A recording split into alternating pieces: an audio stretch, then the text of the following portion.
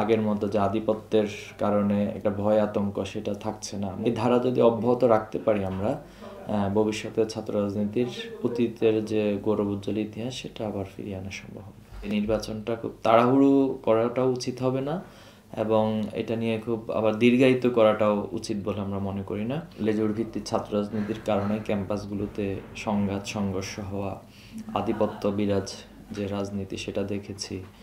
এরপর দাসত্বমূলক সাধারণ শিক্ষার্থীদেরকে দাস বানিয়ে রাখার মতো যে কালচার, তো এই সব কিছু মিলে ছাত্র রাজনীতির প্রতি একটি বিরূপ মনোভাব শিক্ষার্থীদের তৈরি হয়েছে।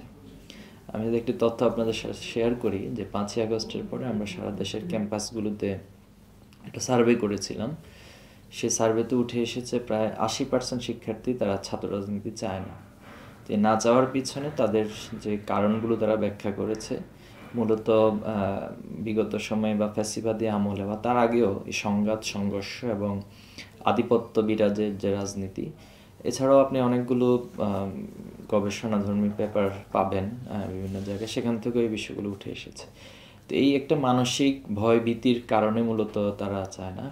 তো আলহামদুলিল্লাহ ছাত্র শিবির 5ই আগস্টের পরে আমরা আমাদের জায়গা থেকে চেষ্টা করে যাচ্ছি শিক্ষার্থীদের এই ভীতিকর মনোভাবটাকে যেন উত্তরণ ঘটানো যায় এবং ছাত্র রাজনীতি নিয়ে যেন একটি ভালো ইতিবাচক মনোভাব সবাই পোষণ করে, এবং সেটার কিছুটা প্রভাব আপনি ইতিমধ্যে ক্যাম্পাসগুলোতে দেখতে পাচ্ছেন।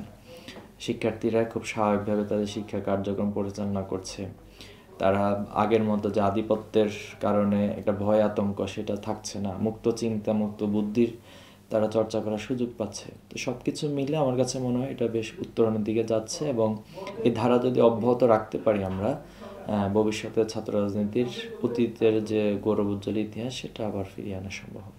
দেখুন, একটি মানে গণতান্ত্রিক প্রক্রিয়া অথবা বাংলাদেশের এই প্রেক্ষাপটে গত তিনবার কোনো ইলেকশনই আসলে হয়নি। এটাকে এক ধরনের প্রহসন অথবা নাটকীয়ভাবে মূলত আওয়ামী লীগ সরকার বা সে সময় ফ্যাসিবাদ কায়েমের জন্য এই প্রক্রিয়ায় নির্বাচনগুলো করেছিল।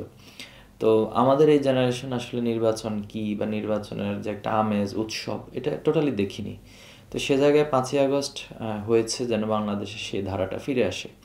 তো এখানে আমরা একটা বিষয় লক্ষণীয় যে কেউ বলছেন যে নির্বাচনটা খুব দ্রুত হওয়া দরকার, আবার কেউ বলছেন যে না, নির্বাচন এখন না, আরও পরে হতে হবে। তো ছাত্র শিবিরের জায়গা থেকে আমরা মনে করি যে নির্বাচনটা খুব তাড়াহুড়ো করাটাও উচিত হবে না এবং এটা নিয়ে খুব আবার দীর্ঘায়িত করাটাও উচিত বলে আমরা মনে করি না।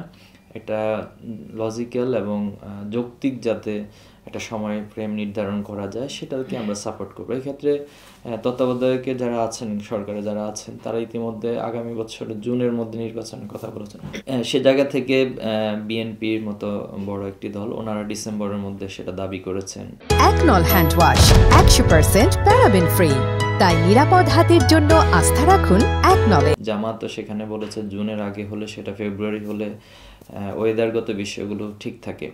তো সব কিছু মিলে আমার মনে হয় এটি রাজনৈতিক ঐক্যমত্যের একটা বিষয় বা ছাত্র সংগঠন হিসেবে আমাদের আহ্বান থাকবে এবং সাধারণ মানুষের যেটা প্রত্যাশা যে যৌক্তিক যে সংস্করণগুলো হওয়া প্রয়োজন, যে সংস্কারগুলোর জন্য সরকার উদ্যোগ নিয়েছে, সেটা যেন একটা ভালো জায়গায় পৌঁছায় এবং সেটা যেন সম্পন্ন হয়।